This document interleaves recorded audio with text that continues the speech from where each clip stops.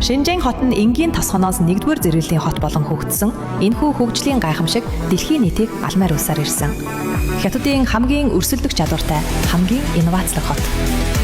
Шинжээн хот нь Гуандун мужийн өмнөд хэсэгт орших далайн эргийн хот юм. Газар зүүн давуу байршил болон Хятадын шинжлэл нээлттэй бодлогын үр дүнд Шинжээн хот 1978 оноос хойш орчин үеийн олон улсын метрополис хот болон эрчимтэй хөгжсөн.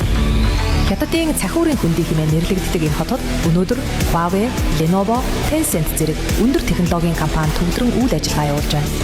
Мөн шинэ үеийн стартап компаниуд тасралтгүй түрэн гарч инновацийн гол төв болон хөгжснөөр Шинжээн нь Хятадын хамгийн өрсөлдөх чадвартай, хамгийн инновацлог хот хэмээн үнэлэгдэж байна.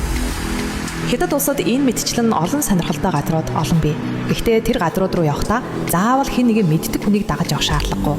Таны гарт байгаа ухаалаг утастай нь таны дагуулад явчих төр болсон шүү дээ. Хэрхэн явж хүрэх газрын зураг, нийтийн тээврийн чиглэл, алт дэрэг, зочид бодол, хоол гэх мэт бүхэл зүйл ар утсан дээрээ татсан аппууд дээр бий. Айлаас ирэхээр адраа уудал гэдэг шиг нэг удаа сурчсан байхад Хятад улсын хаанч бие даагаад аялах тэр чадварт суралцахыг хүсвэл манай Өөртөө хөтөч группт нэгдээд суралцаарай. Бидний бодит туршлагыг үзэж суралцахыг хүсвэл чатаар холбогдсон группийн дэлгэрэнгүй мэдээлэл аваарай. Хятад дахь таны хөтөч China Guide.